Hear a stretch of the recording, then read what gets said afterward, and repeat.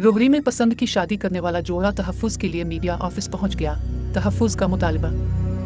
रोहरी में पसंद की शादी करने वाले जोड़े मुसम्मात मोरा और गुलाम फरीद चन्ना ने मीडिया ऑफिस रोहरी पहुंचे और कहा कि हम सालेपिट के रिहायशी हैं और अपनी और बीवी के तहफ़्फ़ुज़ के लिए आला हुक्काम से अपील करते हैं। मुसम्मात मोरा चन्ना ने मीडिया से बात करते हुए कहा कि मुझे ही किसी ने अगवा नहीं किया, मैंने गुलाम फरीद चन्ना से निकाह अपनी रज़ा खुशी से खैरपुर की कोर्ट में किया।